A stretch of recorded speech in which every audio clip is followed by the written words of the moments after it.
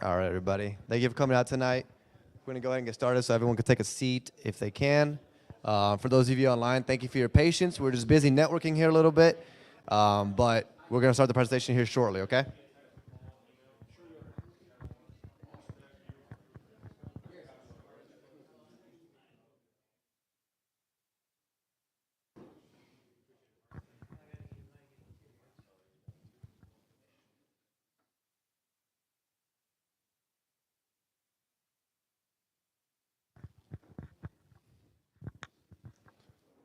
Where is this?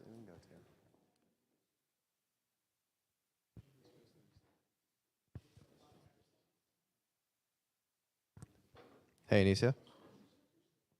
Menka. Where do I point? Or not? Menka. Where do I point this thing for the slide? The clicker?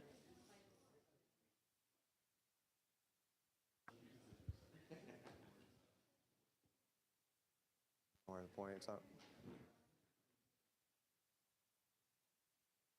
All right, no worries. All right, guys. Well, thanks for coming out. My name is Juan Deshawn. I'm with Quest Trust Company. I'm one of the Irish specialists in the Houston office, actually. So thank you guys for, I think this is the best turnout we've had so far since COVID started. So thank you guys for showing up and RSVPing. We got a few people online as well. So thank you for those online. For those of you in person, if you want to rewatch this class once it occurs, it'll be on our YouTube channel. Just go to YouTube, questtrustcompany.com, and you'll be able to find this class as well. I believe it also saves to Facebook. Just about a show of hands, who's the first time that's come to a Quest event? Pretty fair amount. Just shout them out. I wanted to know, how did you guys hear about this event? Eventbrite? Anybody else?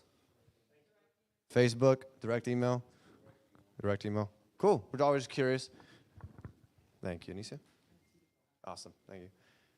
So, yeah, before we get started, for those who's familiar with Quest Trust Company in general, or at all, or not at all, let's just do it that way. Who's brand new to Quest, not event, but just brand new to Quest. Doesn't know who we are. Perfect. Very few, but thank you guys for coming out if it's your first time. So, very briefly, before we get to the meat of the presentation, I'm going to give a presentation about what Quest do. I'm not going to take more than like three minutes, very quickly here. So, Quest is the largest self-directed IRA custodian in Texas, right? So we have offices in Houston, Austin, and Dallas. And our main focus is self-directed IRAs, of course, right? We have just over $2 billion under management, meaning a lot of our clients have assets and cash in these retirement accounts, and they direct it to buy, private assets.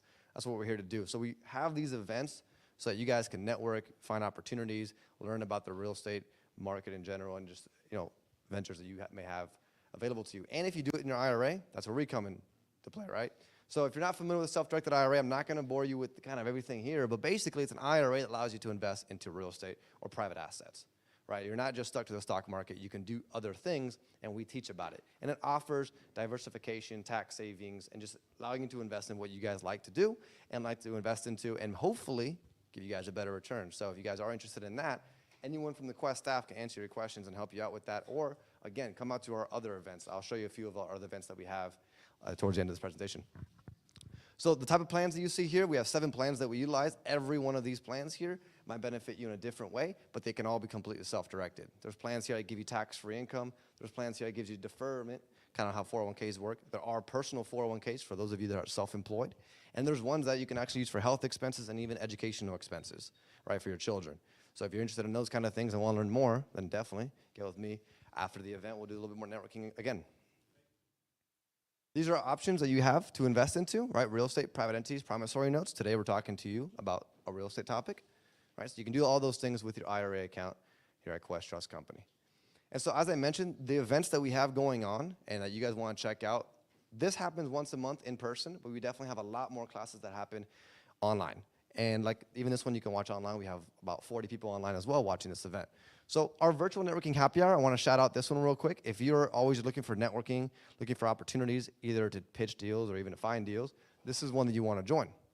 This one online, you can actually just go there, and we do no education speaking. It's just strictly we let you go 1.5 minute and talk about what you're there for, and hopefully you get some bites and maybe find some deals.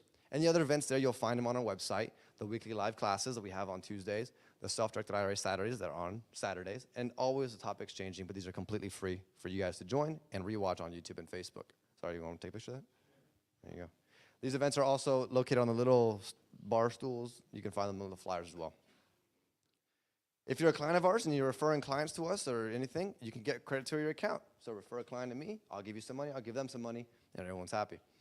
The Major League Investing, the next big event that we'll have actually here at Quest, that will be at the office, it looks like in Dallas, March 17th, we'll be having people come by and actually share the success stories, talk about, real good deals that they've done so far, whether an IRA or not. And so it's a really cool event. It's going to be a lot more people than this one. And so please come out to that one, continue to network and find more opportunities and more education, as well as Major League Investing. Awesome. Quest Expo. So annually, we used to do this pre-COVID. We had them in Houston and also in Dallas. This is an event of 500 to 1,000 people, about 50 different vendors, 2.5 days of pure education. This is the only event throughout the year, and we're bringing it back, that we do charge for. There are tickets, and right now tickets are on a pre-sale. So if you're interested in going to this in September, it will be in Houston. So it's a little bit of drive, but I did it today. Not too bad, about 4 hours. And it'll be well worth your time. It'll be great networking. And this one, unfortunately, there's no online version. It's strictly just in person, but it'll be 2.5 days of jam-packed information and also networking opportunities. If you need information on that, please let me know. And then so far right now in Quest, for those of you individuals that may be thinking about IRAs, we have a promotion going on. If you buy an IRA account, typically costs $100, we'll give you, we'll throw in the other ones for your family and whoever else you want to open up, or if you need multiple for yourself, it's at no charge. That's going to be valid right now and tonight. However, I understand sometimes you don't want to do paperwork. If you are interested in that, there's little blue slips on the podiums right there. If you fill one out, hand it to one Quest employee. We'll contact you, and we'll honor that code as well.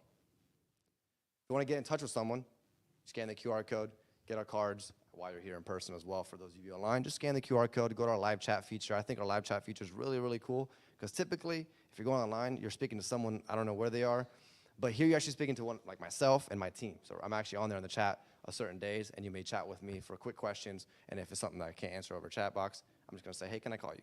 All right? So now we're ready for the meat of the presentation. That's all I got for you guys. Again, thank you guys for coming out. It really excites me that we're getting back to in person. Scott, you ready to get going? All right. I'll let Scott Horn introduce himself. He's actually a Quest client himself, a very active one, so he understands the game, and he's going to talk to you about subject twos. So I'll let you take the stage. This is the clicker. This is the microphone. We got people online as well. That's the camera right in front. There you go. I have to look at the camera? Right there. Can I read my little, that needs to be 70 inch. I think I said that earlier.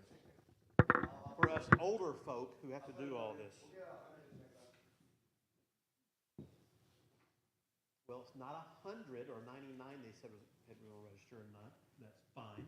Everybody hear me okay? Because I don't have the mic in my hand. I might pick it up a little bit. Why are we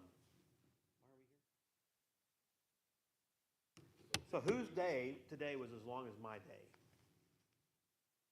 Honestly, tell me. There are days they say you run and gun. You all know that? Today was one of those days, I think, where you sprint and machine gun. It was absolutely nonstop. And I had about that long to look at my presentation. But it doesn't really matter because this stuff is really pretty much, second nature nowadays. I love to know who my audience is and what their knowledge base is and their experience. So how many people have actually bought an investment house so far? Okay, about 2/3 of you. How many actually bought those into your IRA? Is that it? 3? Why? For those who did not raise their hand, why? Not enough money in the IRA yet, or what? I didn't know about it. Didn't know about it? Didn't I do it? So, by the way, I am also a Quest client, and I have got a lot of real estate assets that I buy into my IRA. And of course, I have been very fortunate to learn very creative ways to do that, which of course is why we're here. But we want to learn how we want to maximize and leverage our IRA account, right? We got to know how to do this stuff and how to do it right. Guys, my first comment is I am not an IRA expert. I know enough about it to be dangerous. I just met one of my guys back here from Houston who I've talked with a lot. He's like, "You're Mr. Horn," which wasn't a good thing, I don't think, in that regard.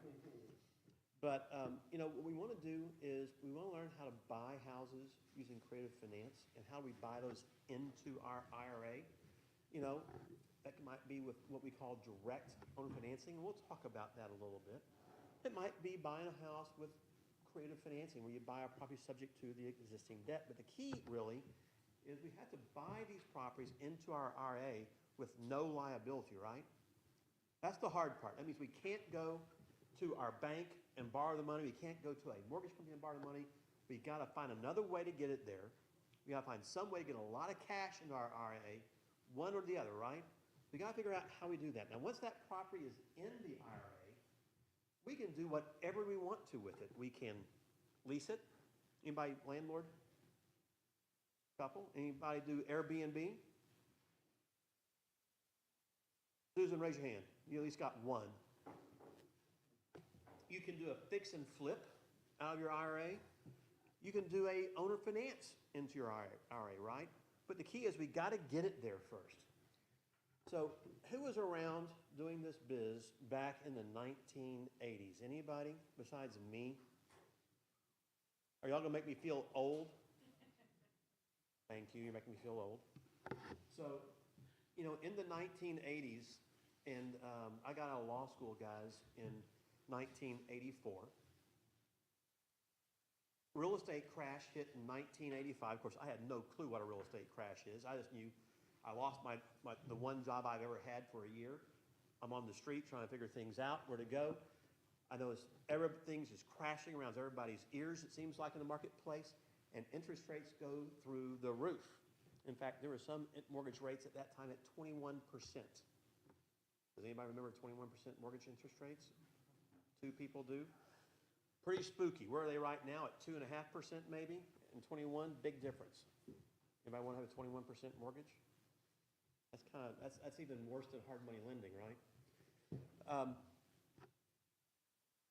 So we go through the 80s, guys, and then the 90s come along.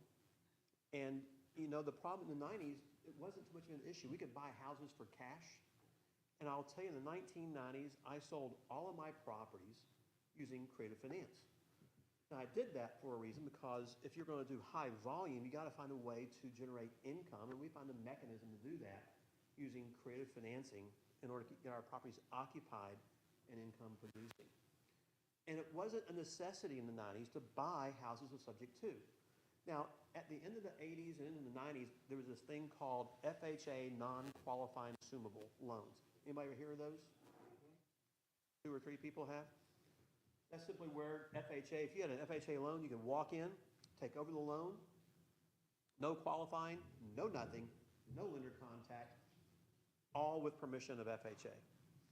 Unfortunately, they phased those out in 86 and then finally in 88, and they lingered on for a while through the early, mid-1990s until they all just basically went away. But that was kind of the early days of subject to in a certain essence.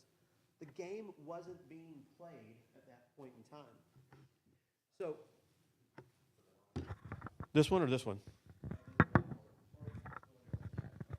Yeah, okay. I'll try to hold this one. I'm not good at this. If I get too low, soft, let me know, guys, okay?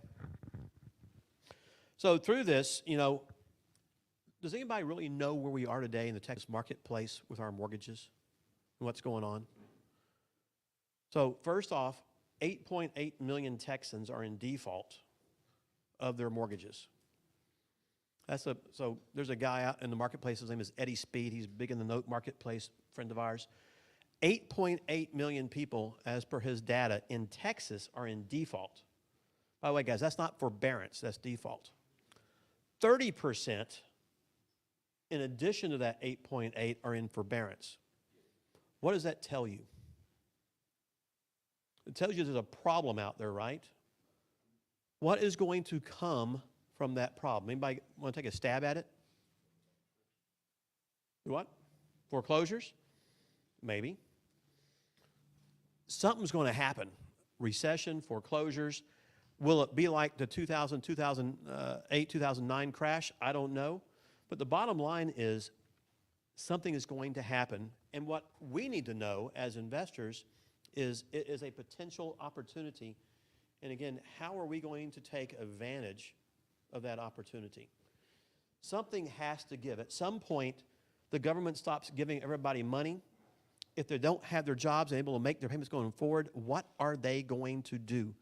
When we as investors know how to play the game, we know how to take advantage of that opportunity, how we can help a seller, how we can help the lender not foreclose, how we can help the marketplace, the neighborhood where the house is, not wind up with a foreclosure blight on itself, and then how we can help end buyers buy that house, maybe with creative financing as well. And along the way, guys, make money. I'm sorry, when it's win, win, win, win, and then win, that's a home run for me. And that is one of the great things about the creative finance business that allows us to do out there. Now, our industry today, this creative finance industry, it's similar to what it was, let's say, 10 years ago or so.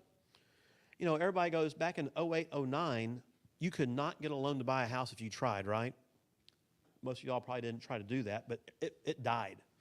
When the real estate crash hit in August 08, within 30 days, every bank cut off every investor there was. I lost $50 million in lines of credit in 30 days, turned off. You're going, how can that happen?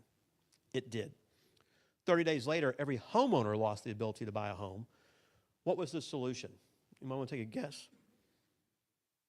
Creative finance was the solution. What I found so interesting, because I pushed out the creative finance business into the marketplace in Texas at that time, because the whole world seemed to come into me going, what do we do because we're stuck? How do we get out of our situation? How do we sell our house? How do we do anything? This was the answer. But I'd go around the state and I'd talk to realtors and I'd talk to brokers, and what would they do? They did this. No, you can't do it. Every reason in the book, yada, yada, yada. And of course, because of that, 100,000 realtors exited the Texas realtor marketplace. How many homeowners could have been saved from foreclosure if people had just listened in how to play this game the right way? Now, there's a wrong way to play it, guys, and people still do it, and they keep changing our laws. We're going to talk about that a little bit later on. But thousands, tens of thousands of people could have precluded foreclosure. Investors could have made deals. Realtors could have kept their jobs, made income, if they had just chose to do so. But they didn't do it. And here we are today, coming back into maybe something that is similar to that same scenario. I don't know. So what we're going to talk about today is the creative finance business. And I wish, like goodness, in the 45 minutes I have to talk up here, I could teach you guys this business. That ain't going to happen, okay? The goal today is to give you a glimpse into the industry, how this works, why it works, how, as investors here at Quest, you can utilize your IRA to buy these properties and leverage your income a little bit in an appropriate fashion. And that's kind of the fun part of all of this along the way. So as I'm up here talking to you right now, I kind of call it talking at you. I like questions. It's fun for everybody because we all learn from our questions along the way, so feel free to do that. You got a question? So are you saying that we can't, even though there's debt on this property, put this in the IRA? So the question is, if I can buy a property that has existing debt on it, can I put it into my IRA? Absolutely, 100% yes. You want to know why? Because who is the borrower? Oh, the debt, the liability is not.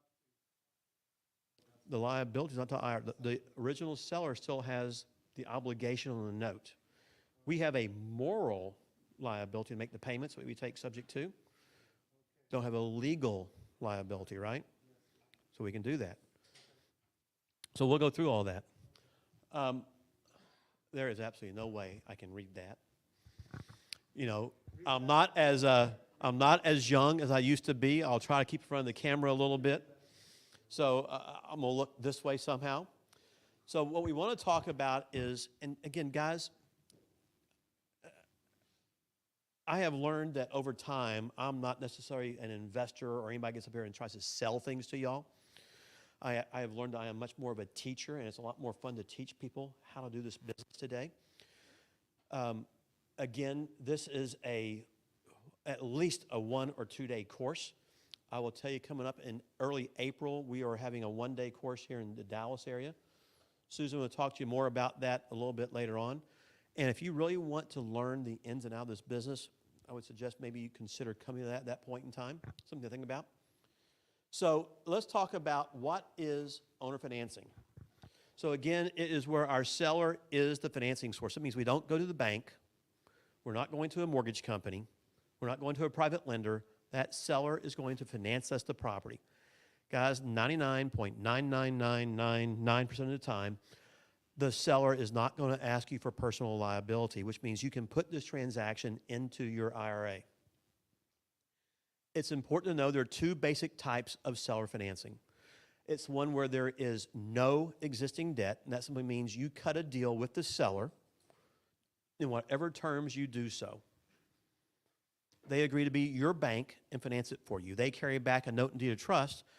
And again, what I'm going to tell you, the IRA can sign that note with the seller. They just can't take on direct liability. So that's a game you can play. There is also where you have existing debt on the property so that you can buy the property using a wraparound mortgage.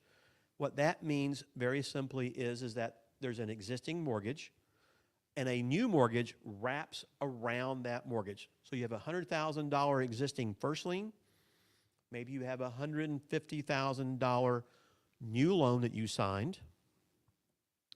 And the flow of money goes, the buyer pays the seller, and then the seller pays their bank. That's kind of how you look at a wraparound mortgage in very simple terms.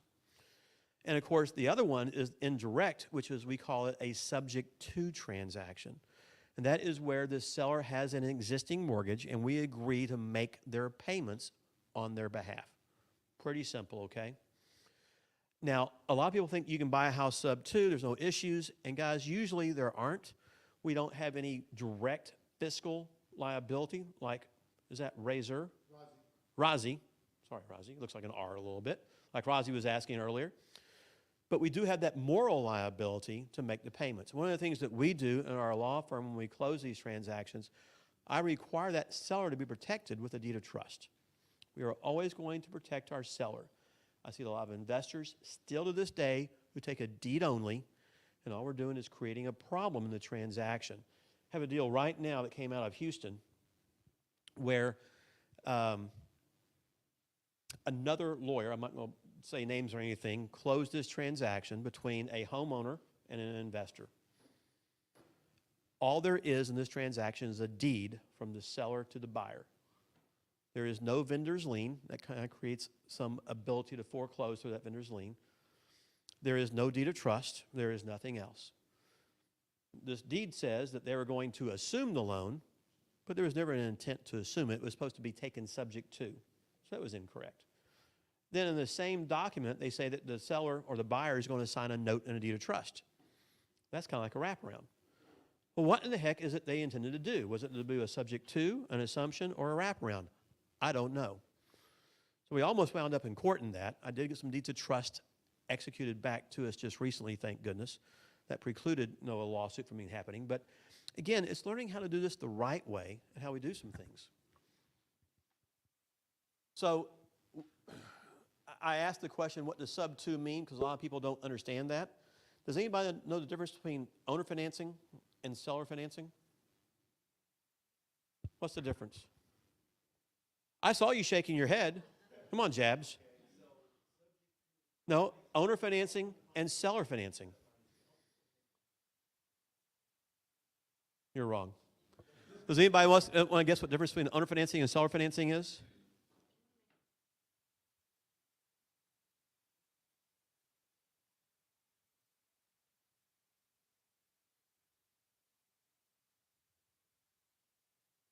Seller financing. You lose. There's no difference. Trick question, okay? And people confuse sub to all the time with various things that are out there. Well, where does this go to? Uh-oh. Uh-oh. Oh, got it. Okay. And gosh, I need to make my type larger. I have to move back a little bit in the room so I can look at this out there. So again, sub 2, guys, is where, and we can read this, is where the purchaser agreeing to, no, we are agreeing to buy the property, number one. That's our goal, right? We want to control the asset. You know, we're going to agree to make the seller's payments on their mortgage, whatever that payment is. And by the way, that says we're going to agree to make the payments. We are not assuming the loan. You know, I may get off track, and I may get ahead of myself, guys, but assuming the loan means we go to the bank and we actually qualify for the loan. Banks don't do that much anymore. It means you go get a new loan. So we're simply agreeing to make their payments. We're always going to provide the seller security and protect their interest. So if we, as the investor, don't make our payments, we want to give our seller back a traditional mechanism to regain the property. What is that traditional mechanism? It is simple foreclosure. Why? Because if they don't have that option and if something happens to us, and guys, bad things happen to good people all the time, right? So if things happen to us and we can't make the payment, how do they regain their property if they don't have a deed of trust? You just bought yourself a lawsuit. And as soon as a lawyer gets involved, what happens? Money goes through the roof. We don't want that to happen. So we want to keep lawyers out of our hair if we can. This transaction is one that is recognized between the buyer and the seller only, simply meaning that the mortgage company is not involved. Pretty simple. Now, guys, there's some things you have to understand about this, because when we're going to contract to buy a property subject to, there are certain disclosures that need to be put out there. There are those that need to be evident, such as the seller's retaining liability. There is a due on sale clause in the mortgage, and what does that really mean? Because, guys, do you think sellers have a clue what due on sale means? No. Someone tell me what due on sale means in the room. Nothing? What is it? So when the property trades, the loan gets accelerated. Anybody else? So the bank has the option to accelerate the note in the event of a sale. Not to bore you guys with details, but due on sale really means, you know, if you sold your house for cash, you're supposed to pay off your loan. Common sense, right? The problem is over the years, banks have bastardized it for control purposes. So if you sell the property with an executory contract, they can call it due. An executory contract is a contract for deed, basically. If you sell it if you transfer the beneficial interest of a trust to a third party, they can call it due. I've even seen clauses, if you lease it for a period of 3 years or more, they can call it due. It's all about control from the financial entity out there. But it is an option, it's not an obligation. So again, it's learning these terms a little bit out there. It allows us as a buyer, and this is really the key to investing in this regard, we want to pick up these lower interest rates. What's the average interest rate on a loan today? 3.25%, 4%? Maybe, what's a bank rate loan today? 5.25%, 5.5%? So do we get a chance? This is a commodity. This is one of the things I always like to talk about. Buying a property subject to is like buying a commodity. We're buying a property and we're taking over a mortgage, a 30-year mortgage. What kind of a loan does a bank give us? Does a small commercial bank give you a 30-year mortgage? No, they give you a 15-year mortgage typically. So this is really a commodity in that regard that we're able to take advantage of. We're getting years of payments that have been paid down on a loan. So does everybody know what an amortization schedule is? So on a 30-year loan, what happens in the first year? How much principal does the buyer pay in the first year? Almost nothing, right? So 10 years down the road, is the buyer paying more principal now? Well, yes, they are. Now, by the way, it's like year 17 before you cross over from principal and interest. But all of a sudden, if you have, say, a $1,000 a month payment where they're paying $50 in interest or $50 in principal and $9.50 in interest, maybe 10 years from now, that might be you're paying $250 in principal and maybe $750 in interest. But now that principal is being applied to the loan we just took over subject to, okay? So there's all these little issues that run into play out there. Typically with a sub-2 deal, guys, we're going to pay the mortgage company direct. In other words, we're not going to pay the seller. We don't trust sellers because usually they're in financial distress out there. Why do we want to pay somebody who's in financial distress, who just sold us their home sub-2? We got to think about the due on sale clause we just talked about. And there's a lot of disclosures that are required as we go through this. So as we do this and we buy a house sub-2, we can get title insurance on a property. Again, not to get off in the weeds here, but if the underlying debt is an FHA, VA, or home equity loan, you cannot get it. You know, insurance, there are various issues about insurance we need to deal with, so you have to understand how to use insurance properly in order to buy a home subject to. We, as the buyer, we're going to make all the decisions on insurance out there. We can pay the lender direct. We can use a third-party loan servicer. So it's all fairly easy to do. But as we get out there, guys, and we're talking to our sellers, we got to learn how to market for properties and go out and get it. Please understand this. Do you think any seller understands the word subject to? Hell no. You know, half of us investors don't really know what subject to is, right? And so I'll tell you, the common marketplace does not. You have to learn how to explain this to them properly and correctly along the way to indicate what it is that they're doing. So often I always hear people say things that, will a seller really allow me to take over the mortgage? And of course, the simple answer is yeah. You know, keep in mind, guys, this is, as I noted up here, the largest investment that, 95% of all people will ever make is their home. I'm not sure if I understand that. I've done this so many times, but for the average person in the United States, their home is the largest investment they will ever make. Will they really let you just step in and take it over? Think about this too. It's their credit. You're making their payments, so if you don't make their payments, what happens to their credit? It gets tanked. Now, if we make their payments, what happens? Goes the other way. By the way, that's a good talking point when you do this. But I will tell you, every day this happens, and in every marketplace this happens. And how many people have ever bought a home subject to in the room? Great. So 4 or 5, 6 of you all have. That's great. But this is a legitimate opportunity that's out there. And let me just ask this question. So if somebody owes $100,000, we'll keep our math easy, on a property. But the problem is name the issue that's going on. Maybe they went out and they bought this house using a USDA loan, 100% financing. By the way, I had this situation happen about 6 or 7 years ago. So this lady bought the house. She got a USDA loan, 0 down. You're going, you can't do 0 down loans anymore after the real estate crash. Yeah, you can. This lady did it. So she buys it for $100. What's the house worth?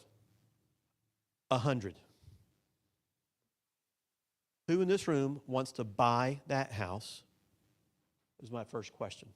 If you do, raise your hand. If you raise your hand, tell me why. She just bought it. Literally, last month. Why? No, interest rate is going to be market rate, whatever market rate is at the time. 0 down payment. So they owe 100, it's worth 100. You don't have to qualify for it. What do you think?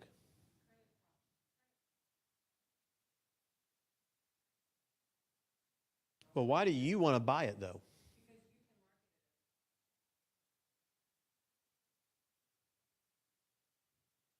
So her answer was, we can still buy that property, maybe sell it. You could lease it also to somebody if you wanted to. What do you think?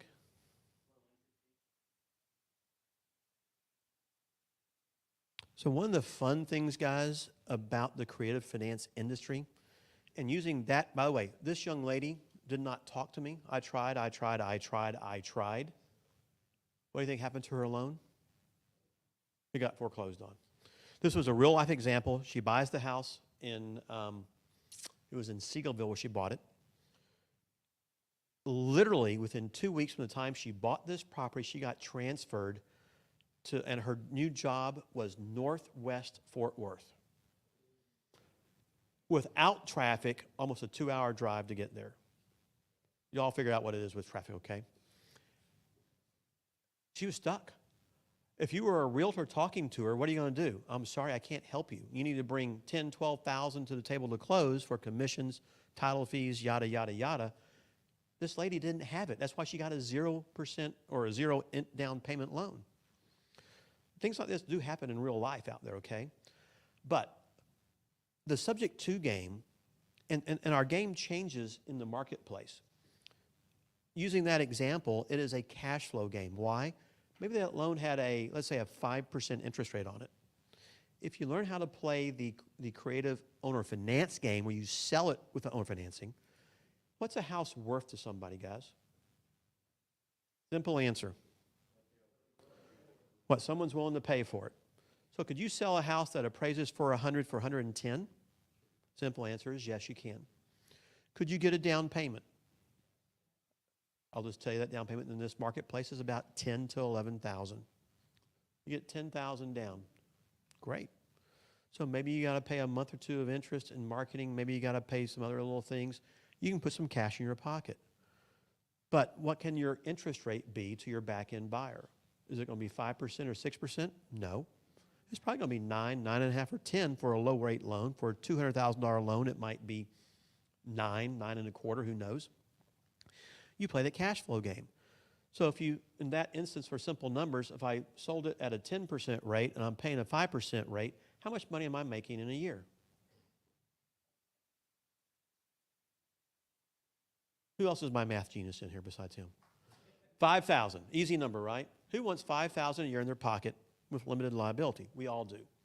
You can put 5,000 cash in your pocket day one. You put 5,000 cash in your pocket every year for how many years?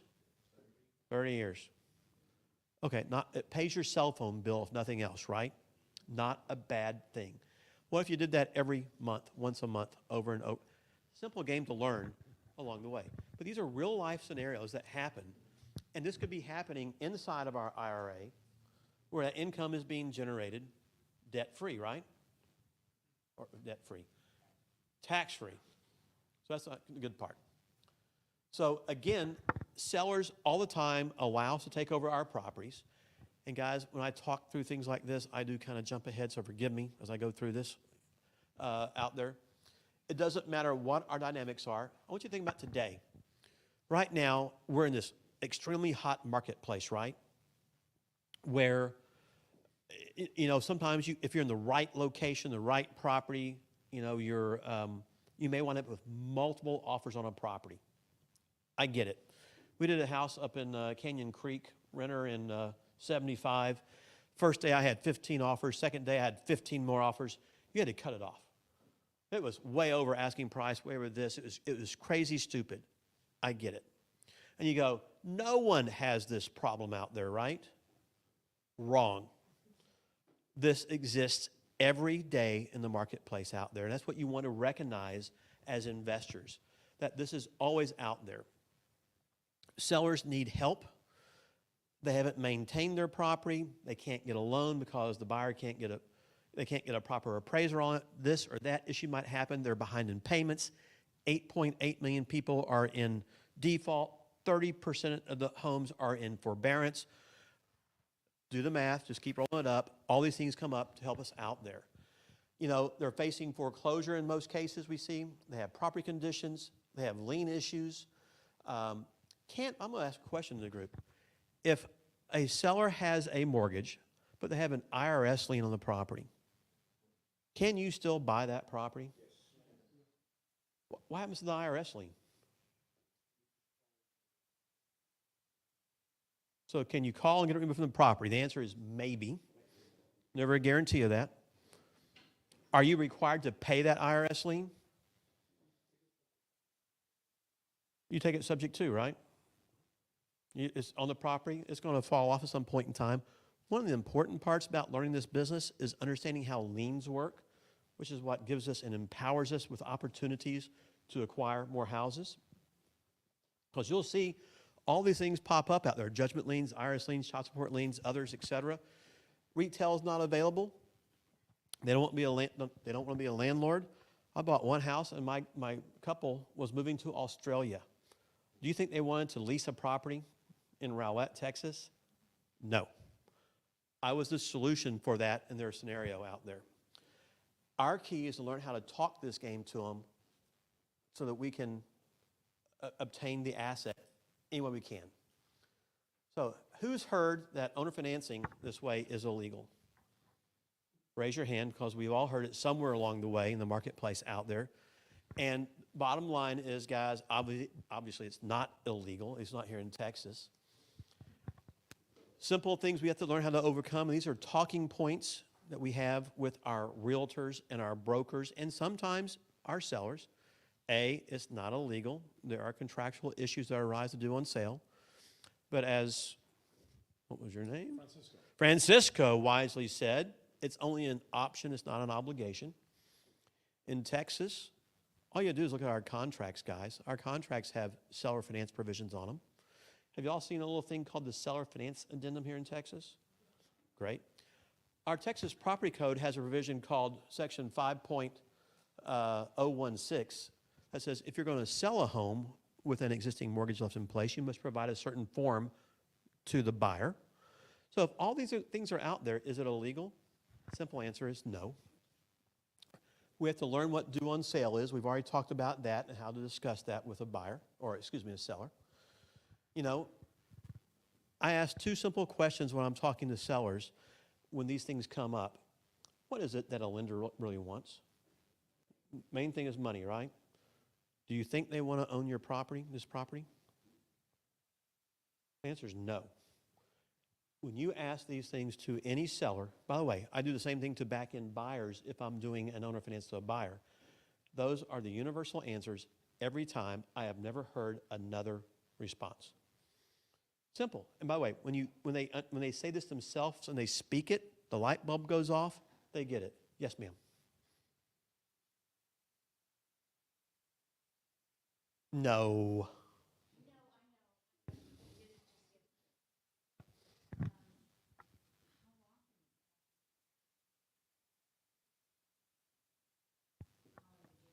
So how many times have I encountered due on sale? So guys, I've been doing this for, let's just say conservatively 25 years. I've closed some 10,000 creative finance transactions. 9. Now, since 2009, I will tell you I probably have done some 6,500 today owner finance transactions in our law firm for investors already Texas. Unfortunately, I'm the guy that they call when there's a default to handle a foreclosure. Now, foreclosures do happen and those kind of things, but you also think I'd be the guy they call if a due on sale letter got issued, right? By the way, I may not be. They might do something else with that, I don't know. But 9 total. And by the way, 2 are to me. I've had 2 personally.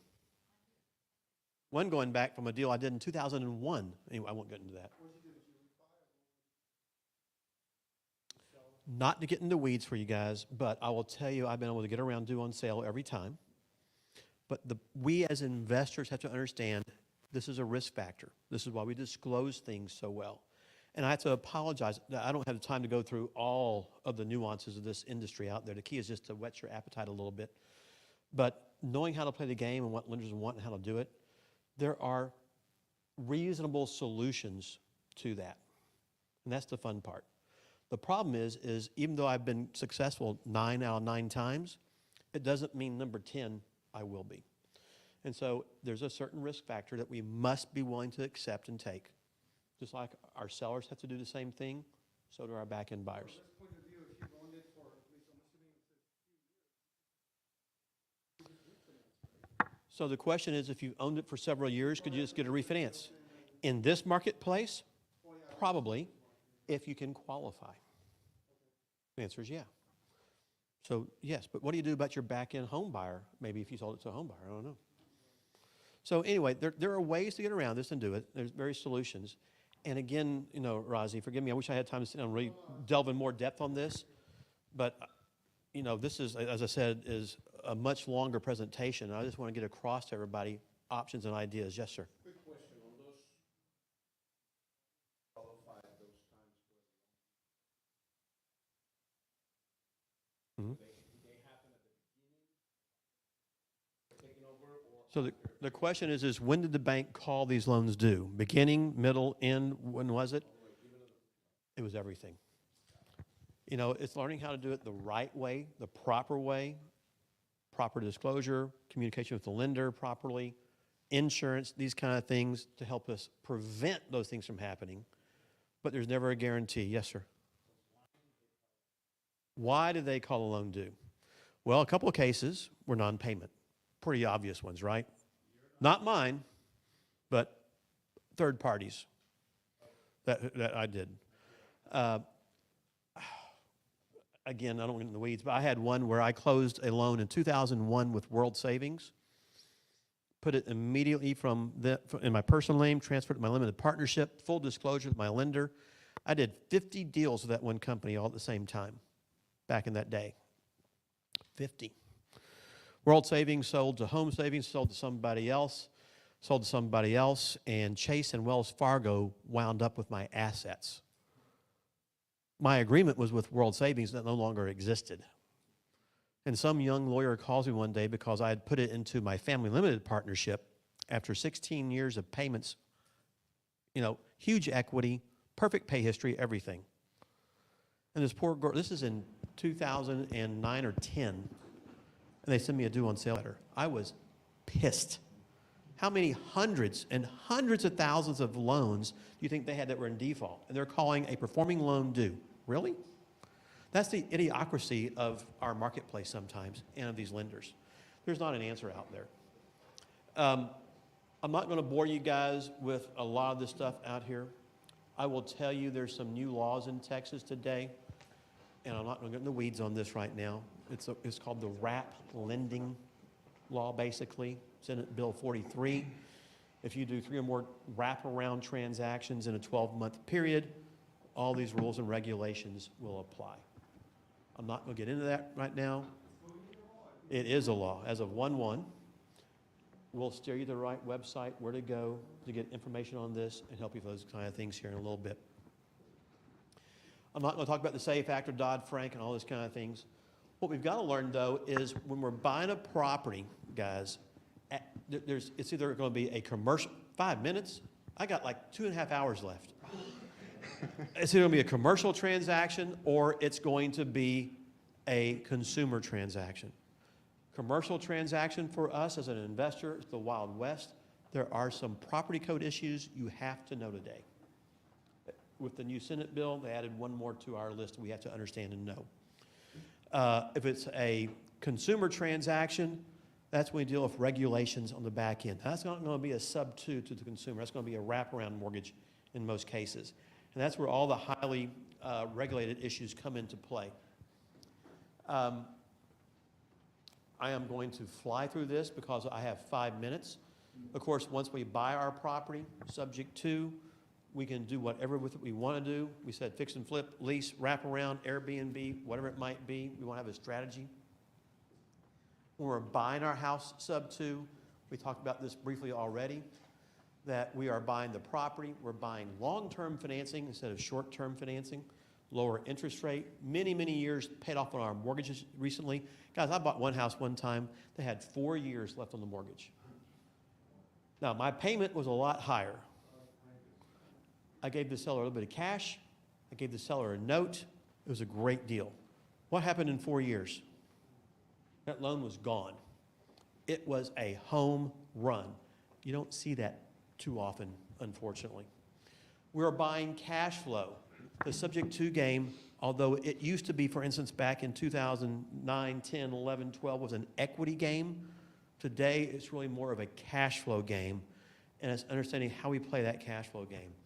It helps us create short-term income, long-term income, current equity, future equity, because what happens, guys, is when we have a mortgage, If we do a wraparound to our buyer, their loan is going to pay down very slow, but our loan down here that has years paid off on it pays down a lot more. So this equity gap opens up much more.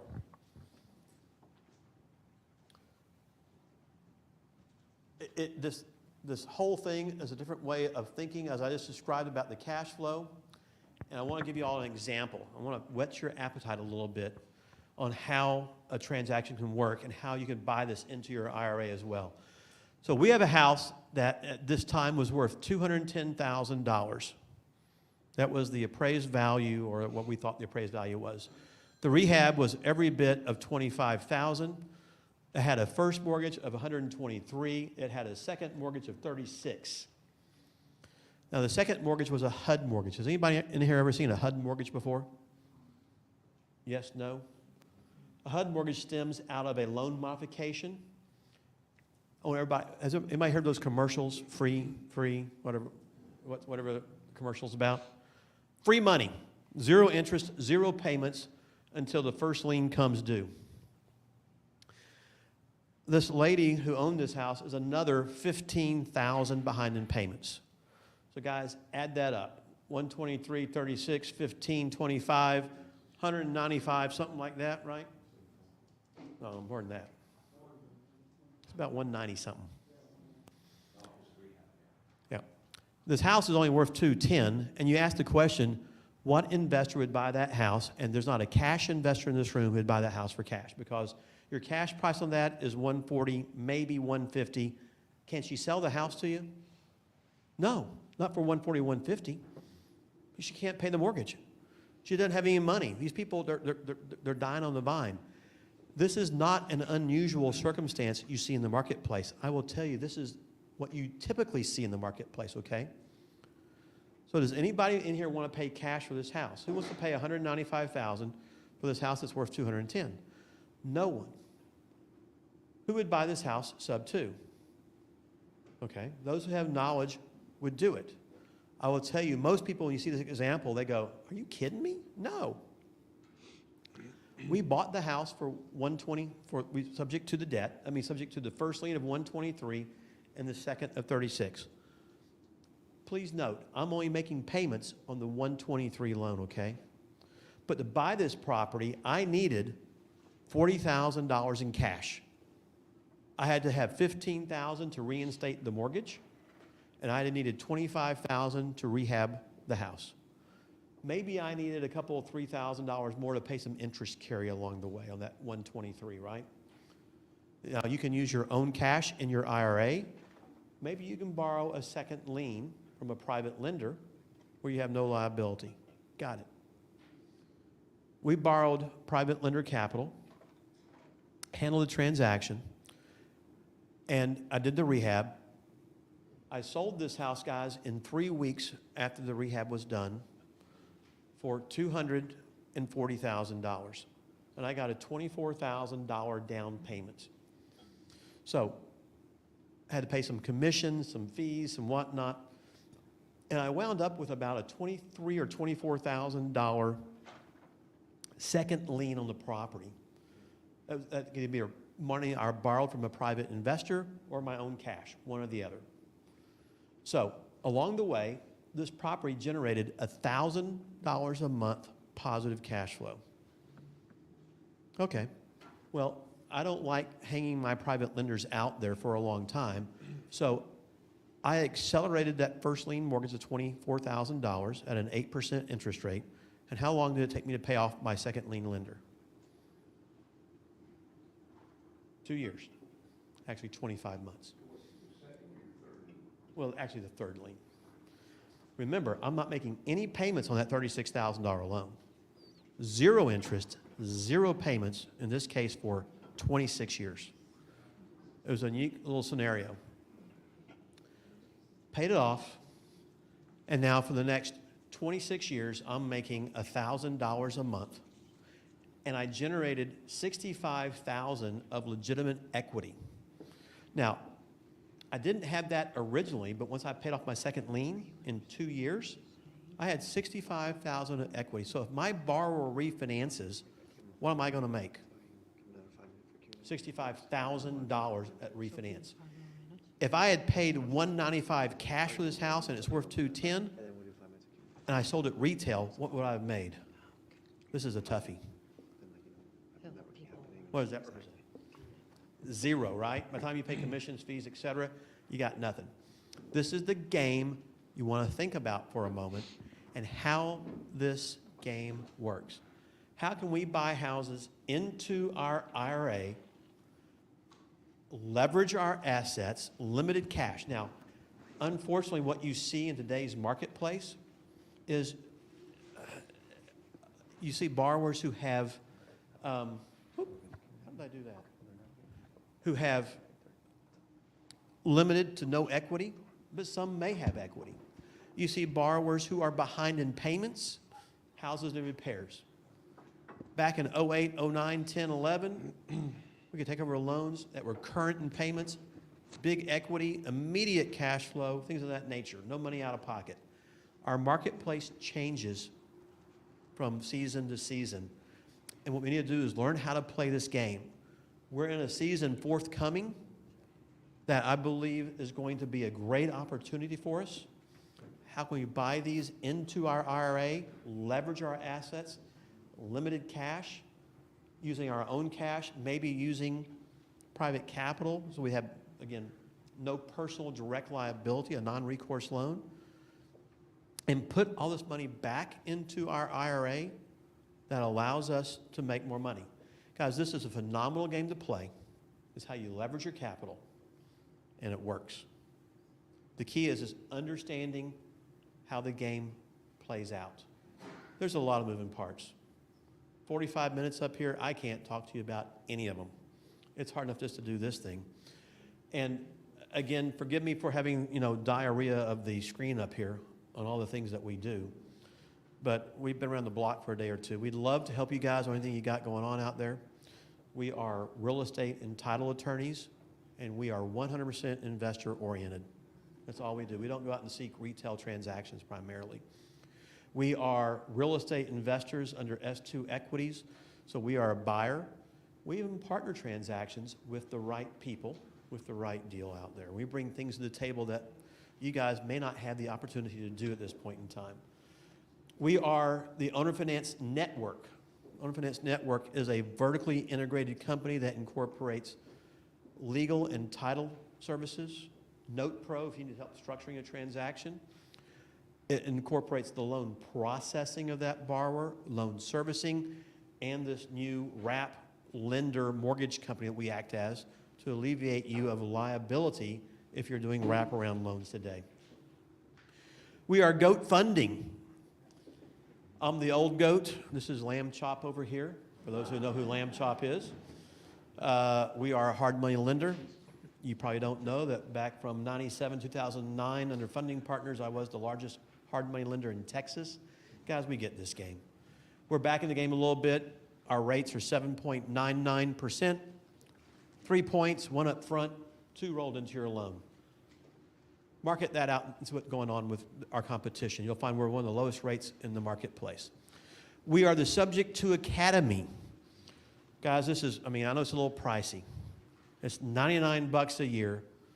It's 2 hours, Facebook Live. We answer all of your questions about owner financing, whether it's sub-2, wraparound, everything in between, all along the way. Even with Pace's group, we do it. Unfortunately, I got to deal with him too often. No, I like Pace. He's a good guy. So anyway, we're here to help you guys out, whatever it might be.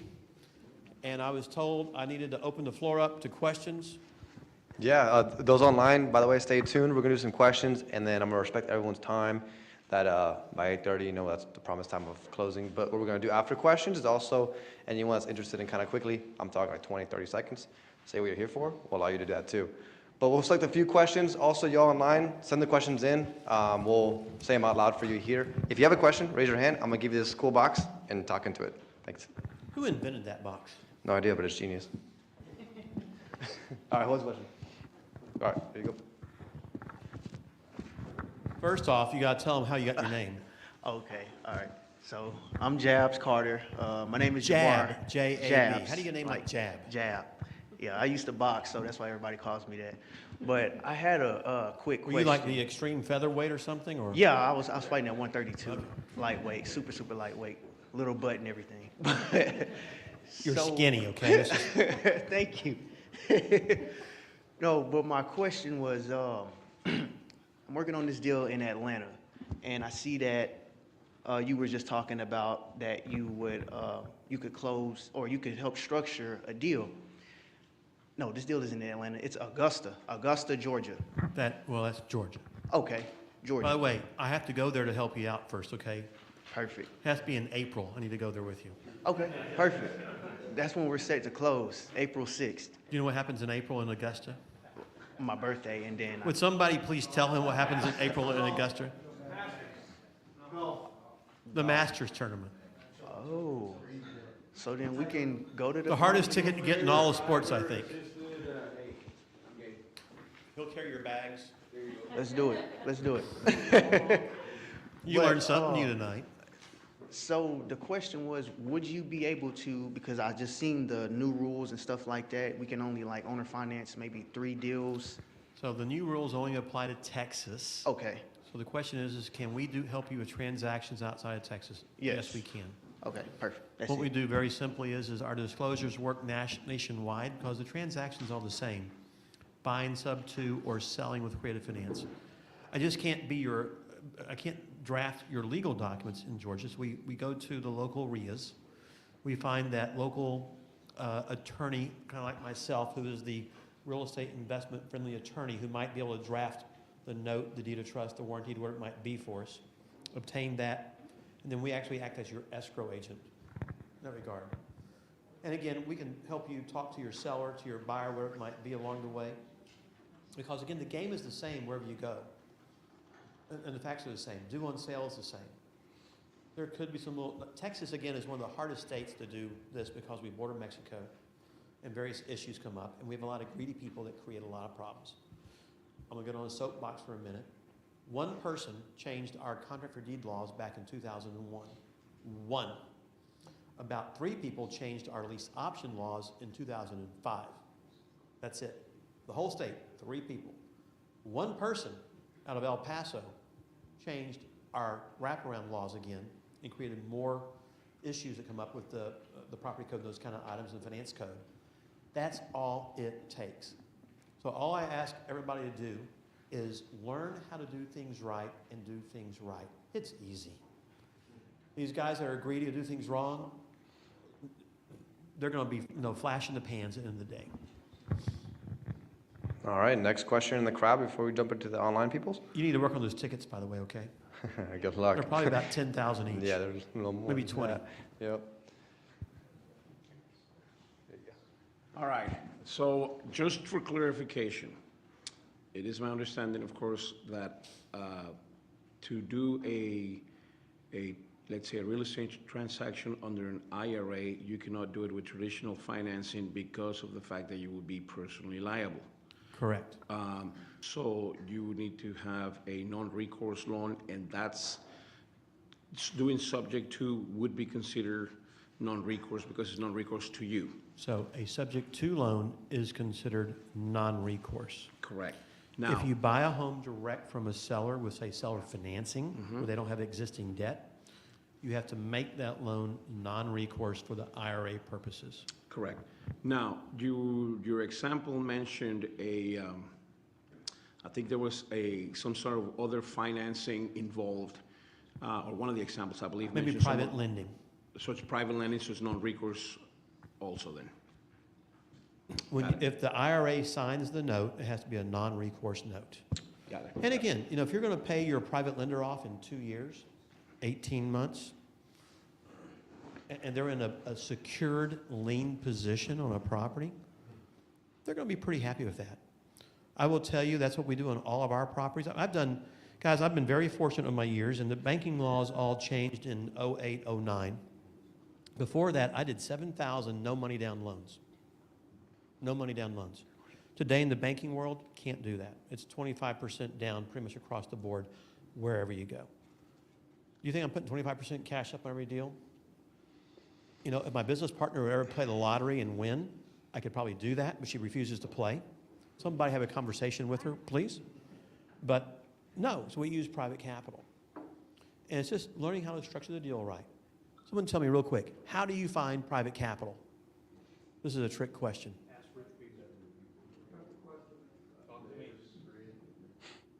Just open your mouth, right? Everybody's looking for a place to do things. And knowing you, how to do things, secured, structured right, paid right. Too many investors want to pay private capital interest only for long term. When you amortize them, you protect them, they want to come back for more. I will promise you that is the case every time.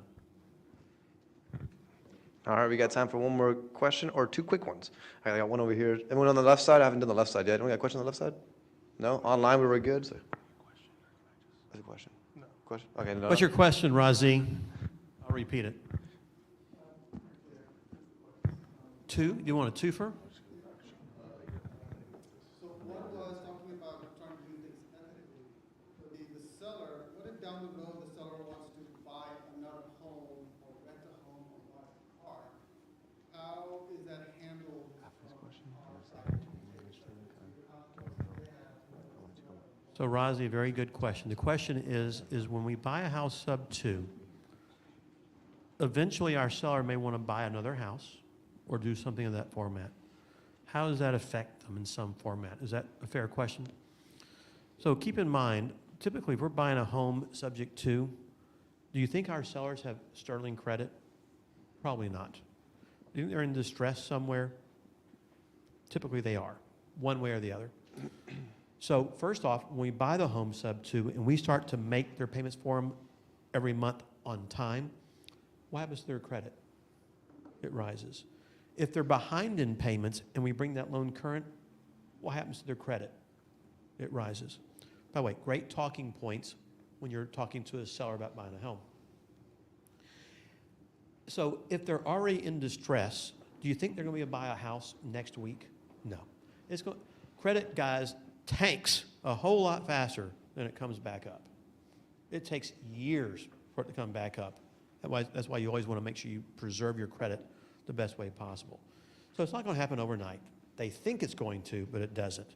It might be 2 years, 3 years, but eventually it gets there. Mortgage companies will look at this one of two ways. It's up to the underwriter. They will either treat it as a rental property, in which they take 25% of the monthly payment against the debt-to-income ratio of that seller. Or some underwriters, about 50%, as long as you've got a good pay history, discount it to zero, and it's a wash. So that's how they will look at this traditionally, at least along the way. You got a second question? About instead of the back end, what about keeping it as a rental? Absolutely. What are your thoughts about that? Like, just try to buy as many as you can on the subject to and rent them out so you get depreciation income all. Well, if you're buying your property into an IRA, though, are you getting depreciation? Probably not.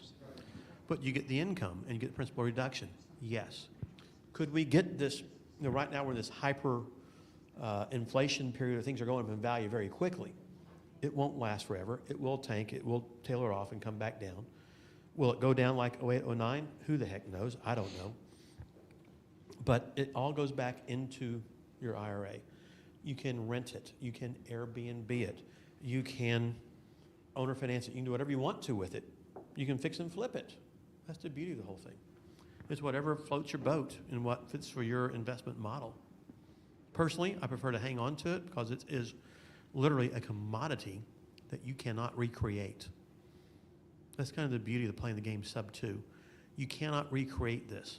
How many loans can you get in the marketplace, guys, if you went through a traditional mortgage? 10. Actually, the answer is somewhere between 4 and 10 based on the mortgage company, but 10's the max. So if you can qualify with the right credit, you could get a total of maybe 10 mortgage loans. What if you want to do 20 houses? What do you do? Sorry. You're stuck, right? So you got to learn how to play this game in order to secure that commodity. Yeah. Almost.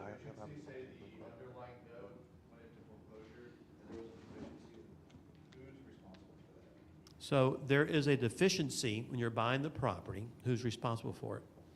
Well, when we're buying that property, we want to bring that loan current. That's why it takes a little bit of cash to play the game, unfortunately.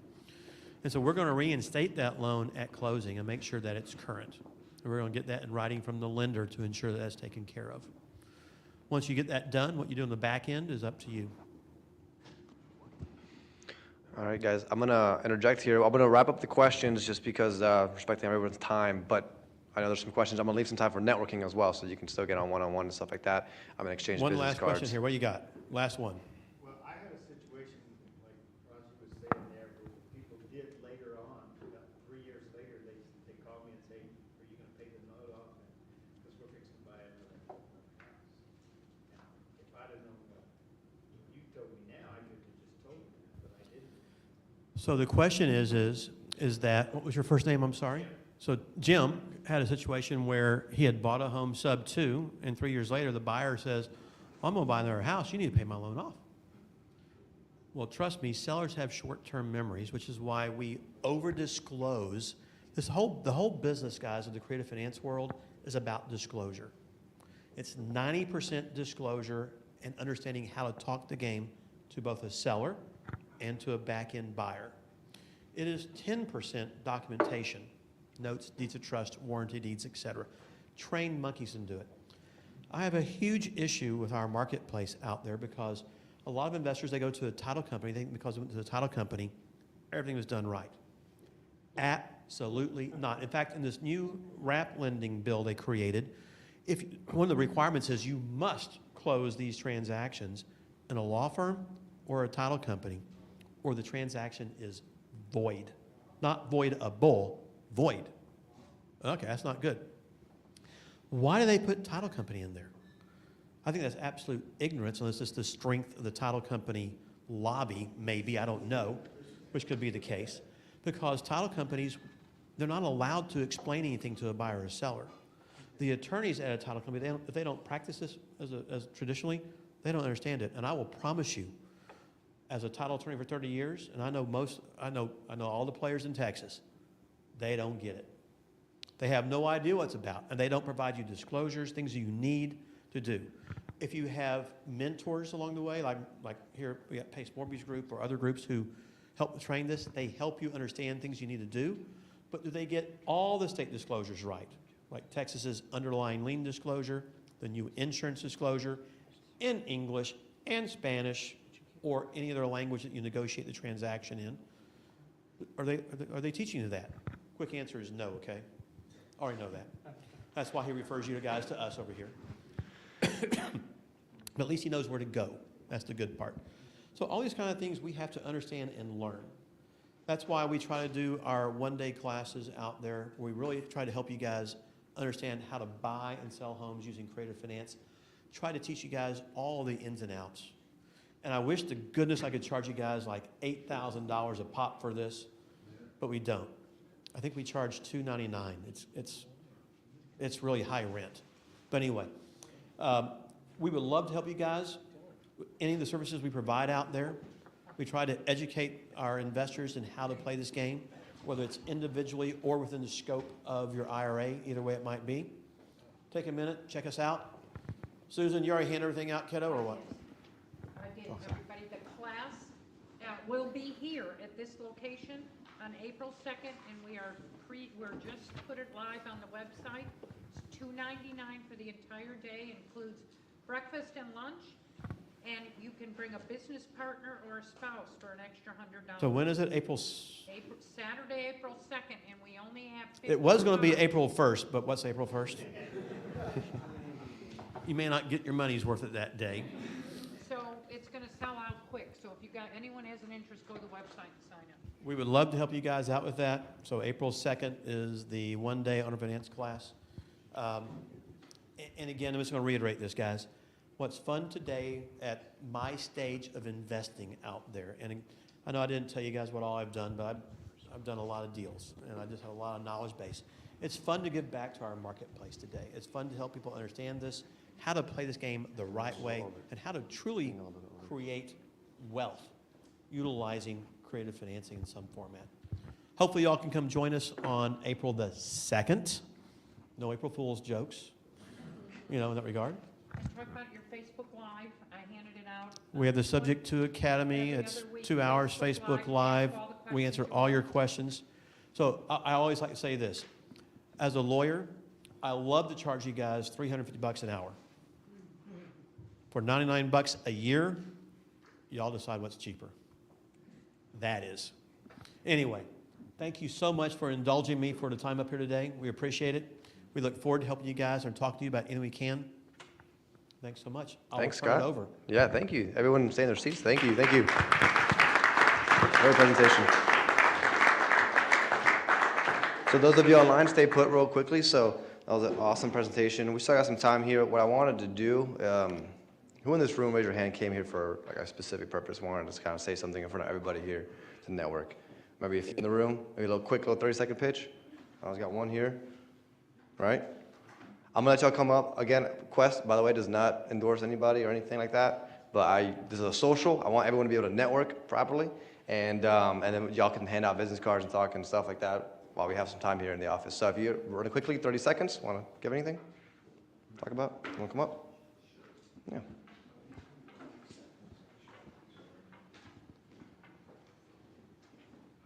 You put me on the timer? No, you got 30 seconds. Hey, I'm with a company called DMI Holdings here in North Texas.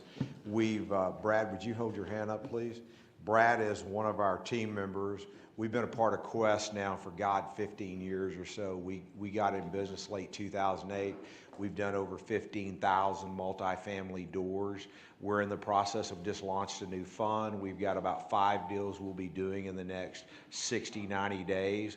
We work 2 ways. We work with one gentleman, we build in outlying areas, and then we look to, in 2 years, refi, give the clients back the bulk of their money, hold long term. Then we've also got a great group. We also buy pre-existing. And so please look, Brad's cell phone number is his office number is real easy, 972-386-4738.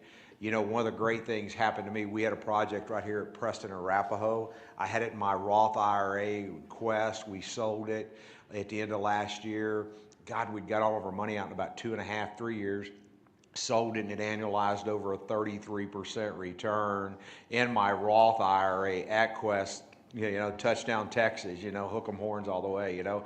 But you know, past performance don't equal future gains. But I think the team that we put together, the people that do us all of our underwriting all across the United States and in the Texas market is fantastic. So we'd love to get to know you. Reach out to Brad before you leave if you'd like to know more about what we've got coming down the pipe, and we'll be glad to share with you some of our projects. Thank you very much. Thank you.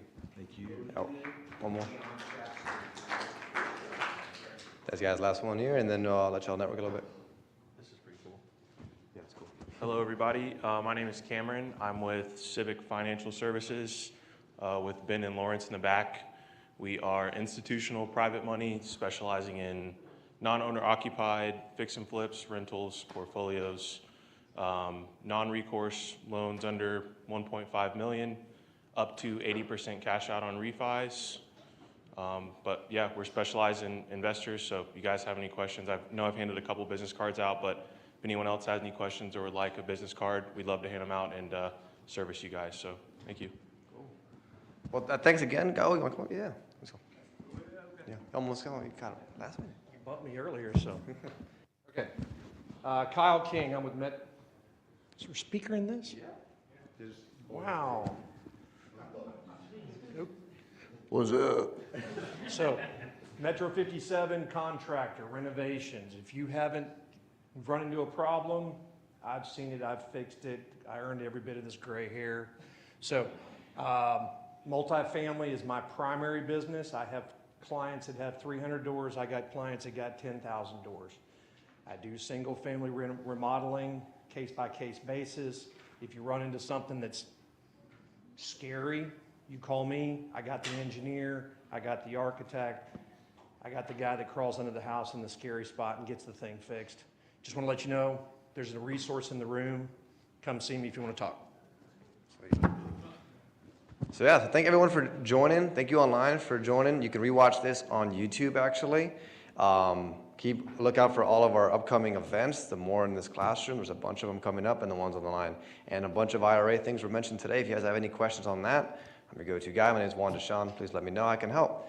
You guys have the room to kind of, network a little bit, exchange those business cards if you're interested in anything that you've heard today, and then we'll wrap up the night. And again, thank y'all for coming out.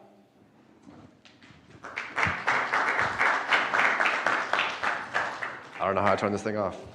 I don't think you can.